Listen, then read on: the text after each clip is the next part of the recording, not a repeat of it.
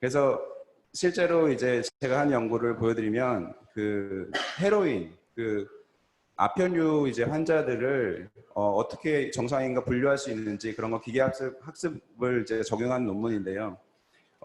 그 여러 가지 가족력이라든가 그 성격 지표 그리고 여러 가지 인지적 과제만으로도 그 정상인과 헤로인 그 약물 중독자들을 꽤 정확하게 그 분류할 수 있었다는 그런 논문이고요. 그래서 실제로 요즘에는 그 기계학습이라든가 AI를 적용한 논문이 정말 쏟아지고 있습니다. 그래서 어떻게 보면 요즘에는 AI를 안 쓰면 숙제를 안 한 기분? 예, 당연히 해야 될 그런 것들을 안 하는 그런 어떻게 보면 상태이기 때문에 심리학이라든가 뇌과학에서도 이런 AI를 더 이상 활용하지 않으면 많이 뒤처지게 되는 그런 상황이라고 보시면 될 것 같습니다. 그래서 이거는 이제 우울증 여러 가지의 하위 유형을 그 resting state fMRI라고 하는 뇌영상 기법을 이용해서 좀 이렇게 데이터 드리븐으로 밝히고 그다음에 여러 가지 치료에도 응용을 할 수 있다는 그런 논문이고요. 그래서 이런 걸 보시면 이제는 더 이상 단순한 겉으로 나오는 증상이라든가 행동만 갖고 우리가 진단이나 치료를 하는 것이 아니라 연구 결과들을 갖고 신경학적인 지표를 갖고 할 수 있겠다는 그런 생각을 하실 수 있습니다. 만약에 가령 의사한테 가신다든가 아니면 심리학자 가신다든가 하면은 여전히 저희는 그 겉으로 보여주는 그런 증상만 갖고 진단을 하게 되는데요. 왜 그러냐면 아직도 그 연구 결과들을 실제로 임상 장면에까지 하는 데는 여러 가지 한계가 있고 아직까지 좀 미흡한 부분들이 많습니다. 여전히 이제까지 연구 결과들을 보면 뭐 성격 지표라든가 뭐 유전율이라든가 유전적인 지표라든가 아니면 뇌영상 지표만으로도 여러 가지 그 개인차를 많이 알 수 있고 그 개인 맞춤형 치료를 할 수 있다는 하지만 여러 가지 문제들이 여전히 있습니다. 그 문제들 중에 하나가 저희가 상황에서 쓰여지는 여러 가지 지표들이 매우 보통 좀 길고 좀 지루하고 정신 장애가 갖고 있는 환자들이 하기에 좀 적합하지 않은 면이 있고 그리고 많은 지표들이 연구 장면에서 쓰여지고 만들어진 지표들이 여전히 타당도나 신뢰도 같은 게 좀 낮은 면이 있습니다. 색으로 된 부분이 이제 설문지의 신뢰도고요. 파란색으로 된 게 이제 인지 과제들의 신뢰도인데요. 여기 보시면 설문지 그래서 왜 이런 문제가 냈는지 그래서 이게 되게 심각한 문제이기 때문에 reliability paradox라고 저희 분야에서도 이제 최근 몇 년간 되게 사람들이 주의를 갖고 있고 이제 해결하려고 하는 문제인데요. 이거를 이제 해결하는 방법 중에 하나가 저희가 단순히 행동만 보는 것이 아니라 그 행동 이면에 있는 인지적인 그런 원리를 갖고 분석을 하게 된다면 훨씬 더 인지 과제에서 뽑아낼 수 있는 지표들의 신뢰도를 높일 수 있다는 그런 연구 결과를 저희가 밝혀냈습니다. 그래서 지금 제가 미국에 있을 때 같이 일했던 그 학생과 같이 한 논문인데요. 그냥 시간 관계상 짧게만 보여드리면 여기 빨간색으로 된 것이 이제 기존의 전통적인 방법으로 한 결과고 이제 살색으로 된 것이 인지적인 그런 원리에 기반해서 베이시안 통계 방법을 써서 이제 분석한 방법인데요. 여기 X축, Y축이 이제 세션 1, 세션 2의 이제 지표들을 보여드리는 겁니다. 그래서 이게 서로 상관이 높은 건데, 여기 보시면 아시다시피 빨간색으로 된 것보다 살색으로 된 것, 특히 이제 인지적인 원리에 기반해서 저희가 통계적인 분석을 했을 경우는 그 지표들의 신뢰도가 높은 것을 볼 수 있습니다. 그래서 이쪽 분야에 대해서 좀 더 이제 깊이 파고들고 있는데요. 저희가 관심 있는 것은 그런 개인차를 어떻게 하면 좀 더 정확하고 빨리 신뢰도 있게 그런 연구를 많이 하고 있는데 이 중에 이거에 이제 각광받는 방법 중에 하나가 ADO라고 실험을 최적화해서 개인으로부터 얻을 수 있는 정보량을 최적화하는 그런 방법입니다. 이것도 이제 AI 기반의 기계학습 기반의 그런 방법론이라 생각하시면 될 것 같은데요. 기존의 방법에서는 일단 데이터를 다 모은 다음에 그 다음에 분석을 하게 되는데요. ADO에서는 각 사람으로부터 얻은 데이터를 기반으로 이 사람으로 다음 트레일에서는 저희가 어떤 자극을 제시해야지 이 사람으로부터 최적의 정보를 얻어낼 수 있는지를 베이지안 방법을 이용해서 계산해서 매번 시행마다 그 파인 튜닝을 하는 방법이라고 생각하시면 될 것 같습니다. 이런 방법을 썼을 경우에 저희가 그 딜레이 디스카운팅이라고 중독이라든가 충동성에 매우 중요한 지표가 있는데요. 이 지표의 이제 Y축을 보시면 이게 신뢰도고 X축을 보시면 이제 몇 번의 시행을 했는지를 보여드리는 건데요. 여기 보시면 대학생, 그 다음에 약물 중독자, 그리고 애매존 엠톨크라고 이제 온라인 서브젝트를 한 건데요. 10번 시행 안에 최대 0.98까지 신뢰도가 올라가시는 걸 볼 수 있습니다. 그래서 이게 뭐 대단한 거냐 이렇게 생각하실 수도 있겠지만 심리학 쪽에서 0.95 이상 신뢰도를 나타내는 지표는 거의 없기 때문에 획기적인 것을 생각하시면 될 것 같습니다. 그래서 기존의 방법과 비교를 해봤을 때 이게 빨간색이 이제 그 최적화 ADO 인공지능 기반의 이제 ADO 방법이고요. 그 하늘색이 이제 기존의 방법인데 기존의 방법보다 그 ADO를 썼을 때 훨씬 더 빨리 정확하게 그 결정의 그 개인차 지표를 얻을 수 있는 걸 보실 수가 있고요. 그리고 이런 것이 딜레이 디스카운팅만 되는 것이 아니라 그 불확실성에서 어떻게 의사결정을 하는지 등등의 여러 가지 지표에도應用된다는 것을 저희가 계속 추후 연구를 통해서 밝히고 있습니다. 그리고 이 ADO가 실제로 여러 가지 모델링도 알아야 되고 인포메이션 티어리도 알아야 되고 그 다음에 여러 가지 코딩도 많이 알아야 되기 때문에 많은 사람들이 관심을 가졌지만 실제로 이걸 쓰는 것은 매우 어려웠습니다. 그래서 저희가 이 배려를 낮추기 위해서 그 파이썬으로 된 이제 ADO 파이라는 패키지를 만들었고요. 그래서 그 GitHub에도 그 공개를 해서 많은 사람들이 ADO를 써서 이제 연구를 할 수 있게 전 세계의 연구자들과 소통을 하고 있습니다. 이것은 근데 저희 올해부터 시작된 것은 아니고요. 그 컴퓨테이셔널 모델링 자체에도 이제 그 쉽게 접근할 수 있는 HBase라는 이제 패키지도 개발을 해서 이것도 이제 뭐 많이 사용되고 여러 가지 그 스위스에서 워크숍도 하고 다양하게 이제 활용되고 있는 그런 패키지라고 생각하시면 될 것 같습니다. 그래서 저희가 이거의 응용 분야로 이런 ADO 기반의 지금 몇 분 정도 남았죠? 15분? 시간은 충분히 있네요. 그래서 ADO 기반으로 저희가 개인차를 보다 정확하게 이용해서 할 수 있는지 그런 추후 연구를 서울대 교내에 있는 그 금연 클리닉과 함께 저희가 연구를 한 결과를 좀 보여드리려고 합니다. 이 연구에서는 저희가 주된 연구 관심은 이제 저희 교내에 금연 클리닉이 있습니다. 그래가지고 지금 담배를 피고 계시는 분들 중에 금연을 하고 싶은 분들은 여기에 이제 도움을 받으시면서 이제 금연을 하실 수 있는 그런 기회를 무료로 드리고 있는데요. 담배라는 것이 매우 중독성이 강하고 재발률이 크기 때문에 많은 사람들이 이제 금연에 실패하게 됩니다. 그래서 근데 이제 많은 개인차가 있는데요. 저희가 궁금했던 것은 어떤 사람들이 금연을 잘 하게 되는지 아니면 어떤 사람들이 금연에 잘 못하는지 그런 개인차 그것을 예측할 수 있는지를 이 연구를 통해서 해보려고 했는데요.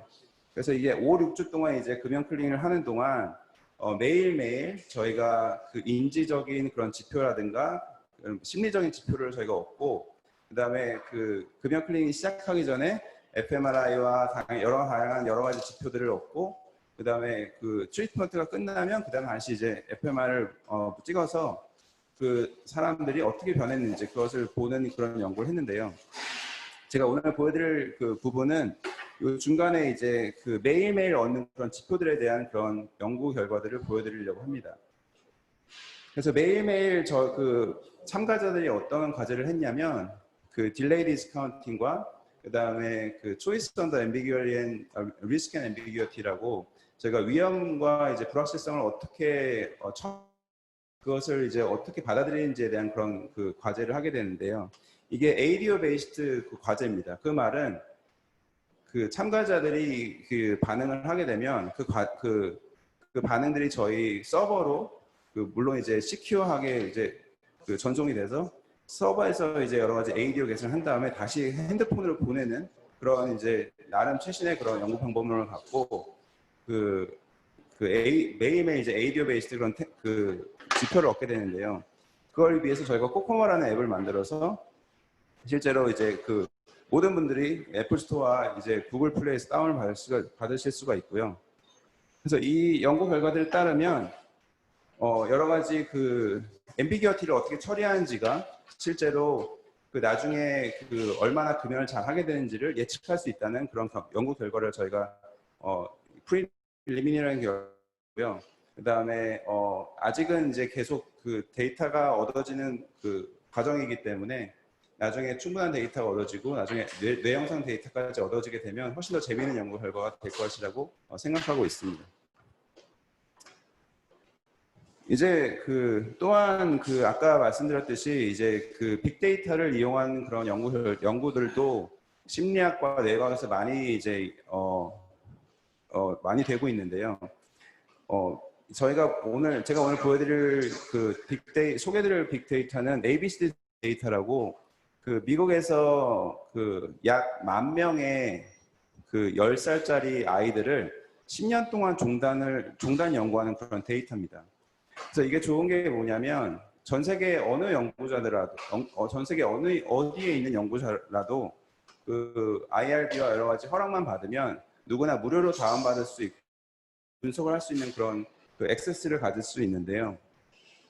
이게 마약에 가장 취약한 그런 연령층이 약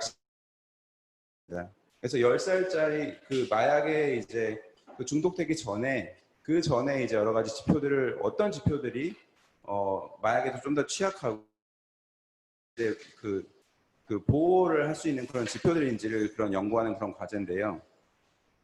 저희가 지금 막 시작된 이게 NIH 과제이기 때문에 지금은 이제 10살, 11살, 12살 정도의 데이터만 있는 상태입니다.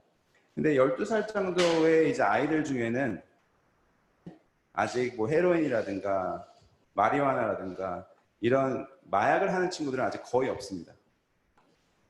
하지만 여러 가지 마약이라든가 위험 행동에 연관된 여러 가지 행동들을 보여주는 그런 지표들이 있는데 그 중에 하나가 카페인이 들어간 소다 음료입니다. 그래서 아이들을 키워보신 분들은 이제 많이 아시겠지만 근데 이것도 개인차가 꽤 있습니다. 어떤 부모님들은 자기 초등학생 아니면 취약장 아이에게도 콜라라든가 사이다라는 이런 거를 잘 먹게 해주시는 부모님들도 있고 어떤 부모님들은 되게 못 먹게 막는 그런 부모님도 있습니다. 그죠?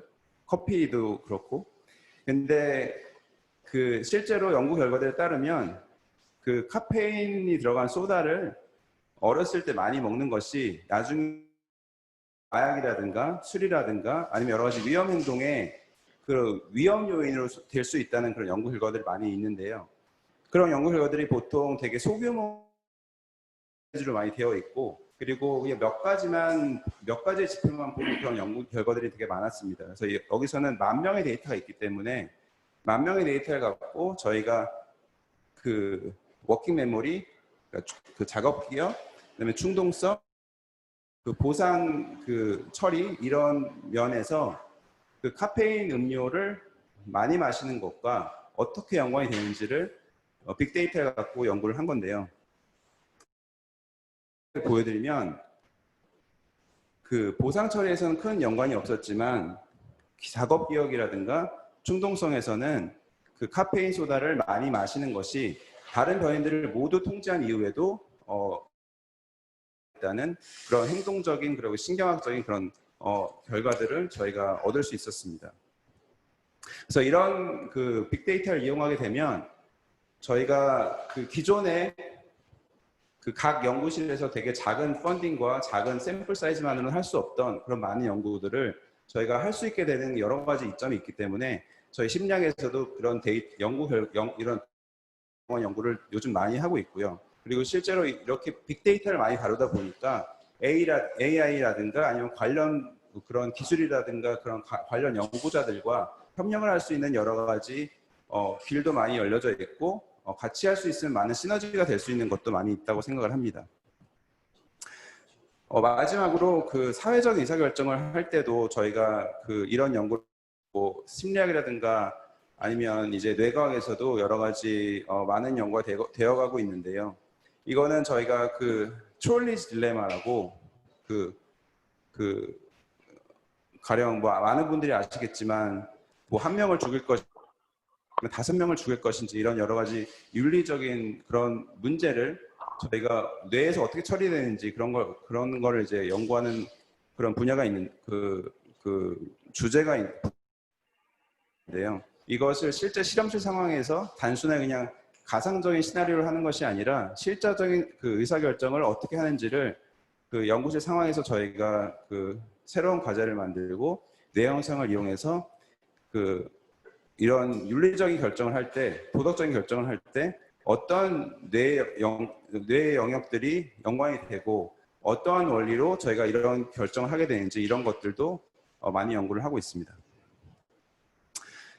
그래서 그 발표를 마무리하자면 저희가 지금 저는 이제 임상 연구자이기 때문에 아무래도 임상 쪽에도 많은 관심을 가지게 되는데 이제까지 전통적으로 해왔던 그런 임상 심리학 아니면 정신병리학 아니면 이제 의사결정 심리학 이런 분야에서 이제 AI 그리고 컴퓨테이셔널 그런 매스메리컬한 방법들이 점점 주류가 되고 있고 점점 활용도가 높아지고 있는 상황입니다.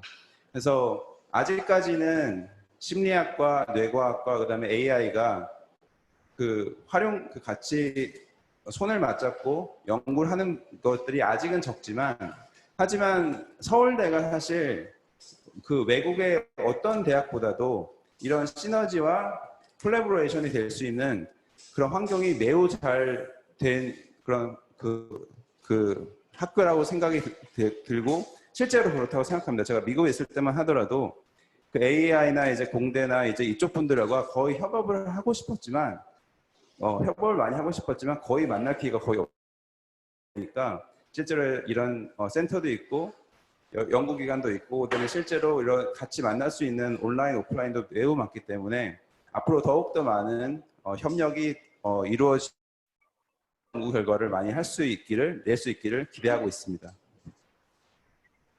예, 감사합니다.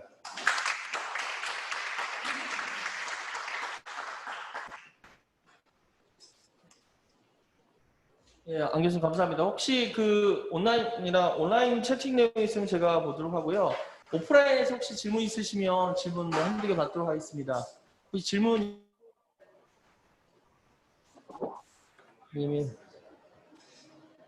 네, 원장님 그럼 질문. 발표 너무 잘 들었습니다. 아까 보면은 진짜로 ADO 같은 경우는 머신러닝 내지는 뭐 특히 립스 같은 커뮤니티에서 그러니까 베이지안 이런 알고리즘이 사실은 연구가 꽤 됐던 적이 있고 지금도 되고 있고 일부 그다음에 제이명 교수님하고 아마 마크하고 같이 연구하시는 것 같은데 일부 관여했던 적도 있고 그런 것 같은데 그런 부분에서 그러니까 교내에서 진짜로 좀 협력하시는 분들이 그 심리학과 바깥쪽에서 있으면 좋을 것 같고요. 그래서 이런 게 그런 좋은 기회가 될 것 같습니다. 그래서 질문은 반대로 뇌과학, 인지과학, 심리학에서 연구한 거를 새로운 차세대 인공지능 연구에 활용하는 것도 아주 중요한 연구인 것 같거든요. 그래서 그런 부분에 대한 어떤 아이디어나 이런 거를 좀 얘기해 주시면 좋을 것 같습니다. 감사합니다. 먼저 앞에 코멘트에 대해서 이제 잠깐 말씀을 드리면 지금도 같이 이제 제이명과 마커피 교수님과 하고 있고요. 장명탁 교수님도 베이지안 옵티마이제이션 많이 하고 계시고 해서 제가 알기로는 명인재 교수님이 같이 협력을 많이 하시는 걸로 알고 있고 그래서 계속 같이 협력 많이 했으면 좋겠고 다른 분들도 많이 했으면 좋겠고요. 질문하신 거에 대해서 이제 어떻게 하면 인지적인 심리적인 원리를 차세대 신경망이라든가 AI 알고리즘에 적용할 수 있는지 그런 거 제가 생각하기에는 제가 알기로는 이제 뭐 어텐션이라든가 아니면 그 메모리 같은 그런 인지적인 그런 기반의 그런 원리들이 많이 이제 인공지능 그 딥러닝 그런 알고리즘에 들어간 걸로 알고 있고요. 그 AI를 정말 깊게 파고드시는 그런 잘 아시는 분들이 이런 심리학을 하는 저 같은 이제 연구자들과 같이 협력을 많이 하다 보면 하면서 이제 그런 아이디어를 많이 얻게 되시지 않을까. 그래서 많이 협력을 하시다 보면 되지 않을까 하는 어떻게 보면 좀 더 협력을 위한 미끼를 제가 던지고 있는 것 같습니다. 그래서 아무래도 저 알고리즘 개발하는 사람은 아니기 때문에 제가 저 같은 사람이 직접 개발하기는 어렵고 이제 알고리즘 개발하시는 그런 분들이 이런 협력을 통해서 많은 아이디어를 얻게 되지 않을까 하는 생각이 듭니다. 네.